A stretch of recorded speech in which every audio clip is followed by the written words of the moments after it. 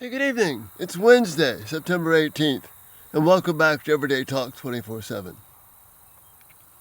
The passage we talked about last night, Colossians 2:8, is a rich, rich passage because it talks about the power and wonder of Jesus. Let me read the passage again, but I'm going to give you some background material that's right here in Colossians for us. Remember, the passage says, see to it, a warning, see to it, strong language, that no one takes you captive through hollow and deceptive philosophy. In other words, things that appear to have substance but don't. Things which can deceive us, make us believe things that aren't true, and put our hopes in them. See to it no one takes you captive through that hollow and deceptive philosophy, which depends on human tradition and the basic principles of this world. In other words, a world that is operating without regard to Jesus. And it says, rather than on Christ. Now, why is that such an important thing? Because earlier, as Paul is writing this book, and again, this book of Colossians, I love that I've got this little Bible here that I've had for almost 50 years.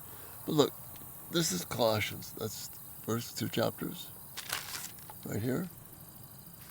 And then we're going to go through and see 3 and 4. And then we're done. Just these few pages. That's all it is. So it's a tightly connected letter that Paul is writing. And remember, he says, don't trust anything that doesn't depend upon Jesus. Well, Jesus is not someone who is confined to a church building or a small prayer meeting or a group of Christians somewhere meeting in isolation. Listen to the way that Paul describes Jesus in the first opening thoughts of Colossians. He is the image of the invisible God, the firstborn over all creation. For by him all things were created, things in heaven and on earth, visible and invisible, whether thrones or powers or rulers or authorities. All things were created by him and for him. He is before all things, and in him all things hold together. See, how involved is Jesus in this world that we're talking about? Well, according to these opening lines here in Colossians 1, he's involved in everything. Everything holds together by his power. All authorities, that means your boss at work. That means whoever will be president of this country. That means whoever thinks they have power in Congress or power as a judge. They're all created by him and for him. And he's holding them together right now. So now, Paul's words here become extremely relevant. Don't be deceived by other sources whose philosophy is hollow and empty because they have no power to back them up. It appears that they do, but they don't. So he says, if those things depend on human tradition and principles, Jesus is the one who puts them all in place. He is the image of God. He is the one who created all the powers and the thrones and the government positions and the business positions, the military positions. Jesus created all of those things. So if it doesn't reference him, Paul says, don't mess with it. When you are receiving information, it's either coming from Christ and a perspective that Christ brings, or it's coming from something that's hollow and deceptive. This is so important. Jesus rules over everything right now. It's exactly what Paul is saying. As he begins, he's trying to set out the importance of Christ to the Colossian people, showing how important Jesus is.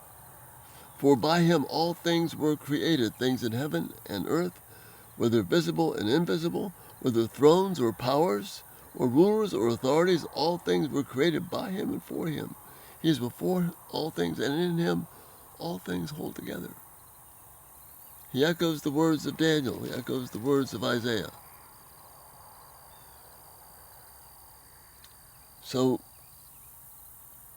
if your information in this world runs through a grid that doesn't include the perspective of Jesus, it's hollow and deceptive. So Paul is saying here, there's two sources of information. Information which will mislead us, or information which will bring us truth.